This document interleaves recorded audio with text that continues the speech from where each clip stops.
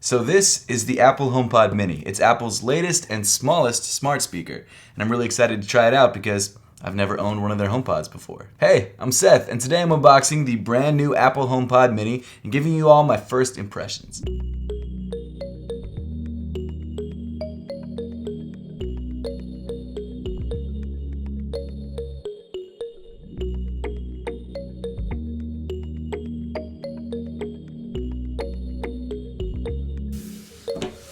I don't have a knife. It feels like a joke at this point. I should have a knife by now, but I somehow still don't.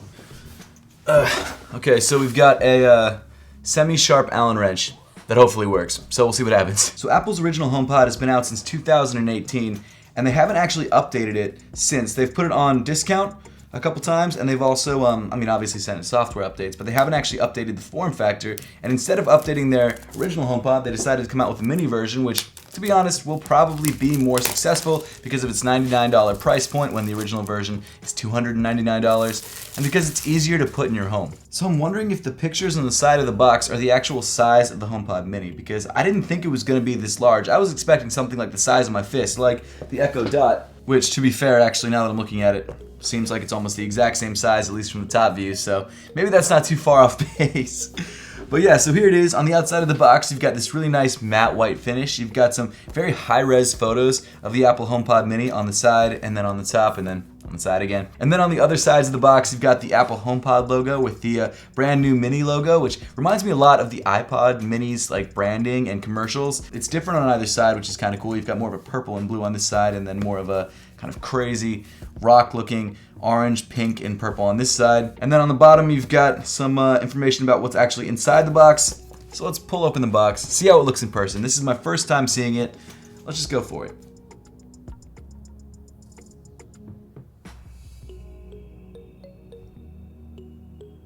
The suspense is building for sure. There we go. Ooh. Look at that. So this is the brand new Apple HomePod Mini, and it is the exact same size as the picture on the box. So good job, Apple, for creating great, very realistic packaging. No, this looks incredible. I really like the way that this looks a lot. I really like the aesthetic of the original Apple HomePod, but this one honestly looks a little bit better in my opinion, just because it's smaller, it's easier to put places, and it just kind of looks better as a circle. But let's see what else we've got inside the box.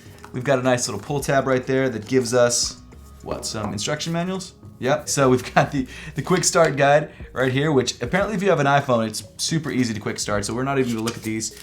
You've got some Apple stickers, and then inside the box, you've actually got a USB-C charging wall wart, which is great because if you haven't looked at the bottom of the AirPods braided cable, you've actually got a USB-C cord right there, which is pretty exciting. So let's unwrap this goodness. Let's plug it in. I love the fact that they went for a braided cable. I feel like that was the right move. And it's nice and long, so you can really plug it into a lot of different outlets that are farther away than you could for some other plugs. On the bottom of the HomePod, you've actually got this little sticker that you can pull off, and it reveals the rubber foot with the Apple logo on it, which I love. And then obviously the materials that they used on the outside of this HomePod are the same materials that they used on the original HomePod, which is this sort of like white mesh material. It also comes in black as well if you prefer that. I thought for the studio it would look better in white. I'm going to use this primarily to control the lights in my studio. I was using the Echo Dot before, which was great, but for some reason the smart plugs that I bought for it stopped working, and I figured now would be the time to try the Apple HomePod, see how Siri works, see if she's any good. I really do use primarily Apple products for everything. I use Apple Music, I have Macs, I have iPhones. It just makes sense. So on the top of the HomePod, you've got this really nice glossy plastic that has a minus symbol and a plus symbol, and apparently there's LEDs under here that kind of light it up. It's not like a true screen, I don't think. I think there's an LED array under here that kind of just creates different like glows underneath it, but we'll find out when we actually plug this in and get it started. But at this point, I should just stop wasting your time. Let's plug it in, let's see how it works. Can it reach to this outlet? No, it can't. Can it reach to this one? No? Okay, let's try this one. Closer, but nope. Okay, I'm gonna go try and find a power strip really quick. Okay, so we've got our power strip. I had to unplug all my lights in order to get a power strip, but we finally got one. We should be good to go. Now, does it just turn on or? Oh, we got some light. Okay, we got a white light that's kind of spinning underneath the surface there. Oh, whoa. That was crazy. That's some nice sound. Surprisingly nice sound so far. Let's pull out the iPhone, see if the setup's easier with my iPhone. iOS update required. Okay, so it looks like I'm gonna have to update my iPhone before we use the HomePod, but I'll be back in a minute. Okay, so it's been like 2 hours since I started updating my phone. I don't know why it took so long. I was on Wi-Fi, I don't know what the deal was, but we're finally done updating. Here we go.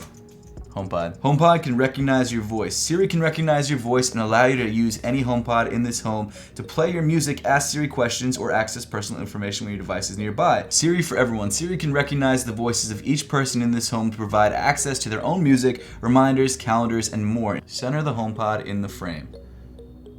There we go. Good to go. It really is such a small thing. This is crazy.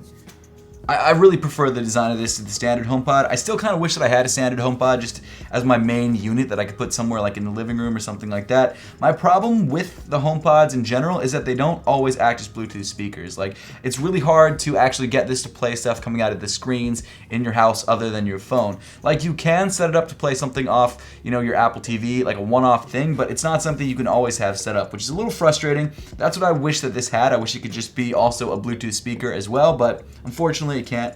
But at the end of the day, I've got Bluetooth speakers for that, so this is just kind of my voice assistant now, which I'm excited about. It should be good to go. I'm Siri.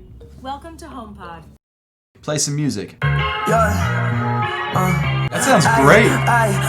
I'm blown away by that. This is crazy. I mean, obviously it's gonna have a little bit more power than like a standard Bluetooth speaker that's this size because it's actually connected to the wall, but it's incredible. It's got a really incredible 360 sound, and that's what I love about it. This is such a small device, but the sound is nuts. Now, the one thing I don't think this does that the standard HomePod does is that I don't think it adjusts the sound based on the room that you're in. I could be wrong about that. I know it's got 4 microphones in it, and I know it's great for noise canceling, and I know it can really hear you when you're asking Siri things, which is great. And for its size, it's just ridiculously loud. It's crazy. What I want to do though is set this up with my HomeKit and really see how it works with the lights. So actually, before I go into the app and do that, I want to see if it can do that on its own, because I've actually already got some Philips Hue lights connected to my iPhone. Like, I've got one in that lamp, and the lamps behind me, and then the ceiling light above me.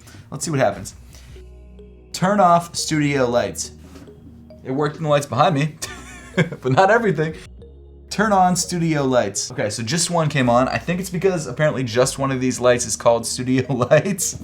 I'm not sure why. Let me go into HomeKit, figure this out, and get them all working at once. Okay, so it looks like I finally got everything set up. So here we go. We're gonna test it again. Turn off the studio. There we go. I mean, there's still some lights on because I haven't got my smart plugs that work with HomeKit yet. But eventually those will go off too, but you just have to wait a couple days till the Amazon delivery comes in. So the last thing I wanted to try was the brand new U1 Chips Handoff feature, where I can be playing a song on my phone or a podcast or whatever, and touch the side of the HomePod, and it instantaneously hands off whatever's playing here onto the HomePod, which I think is super, super cool. So I'm going to be playing Avoca's Don't Delay, which is my old band, which is the only song I don't think will get me copyright strike that I have on my phone. So here we go, let's try it. Cool. And if you touch the side of the HomePod like this,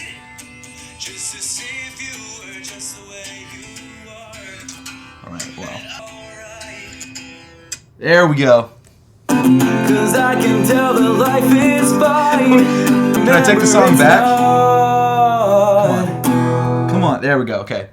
Song's back on my phone. Let's hand it back to the HomePod. Okay, you have to hit it just in the right place, man. There we go. Perfect. For some reason, it's a lot easier to hand back to the phone, but regardless, that feature's sick. Once you figure out where the handoff thing is, I think it's gonna be on the front. It's on the front. That's where it is. It's on the front. It's not on the side. All right, you know what? We know what the feature is. We know what it can do. It's great. Once you figure it out, I'm sure it's going to be awesome. But I've got to say, for 99 bucks, this Apple HomePod is pretty great. The sound is incredible, which is probably a big selling point for most people, and I think including myself. Whenever I'm working in the studio or filming B-roll or anything like that, I want to be able to listen to podcasts or music or whatever, and just having this in the background of the studio as a great way of just playing music throughout the room is going to be really, really nice. Another thing I love about this is the way that it controls this entire studio with HomeKit. I think that's awesome, and I think that's a very useful tool, especially for me. When I just walk into the room, I could be like, hey buddy, can you turn on all the lights? And it just will. It's super cool, so I'm excited about that. Now, to be fair, I was already doing that with my Echo Dot, but I wanted to try a different ecosystem, the Apple ecosystem. And now that I'm really pushing forward with this tech channel, I want to be able to say that I've tried a bunch of different things so I can give you guys my honest thoughts about those different things. So I'm going to be using this for a couple months. I'm excited about trying it. Full disclosure, I am also using a lot of Google Nest stuff, which I'm really enjoying, like that Google Nest audio I just showed you guys a couple weeks ago. But I'm really excited about the HomePod Mini, and I think this will be my studio's smart assistant. So with that being said, let me know in the comment section down below what you think of the Apple HomePod Mini and which smart assistant is your smart assistant of choice. And as always, thank you so much for watching. Make sure to subscribe if you haven't yet, and I'll see you all in the next one.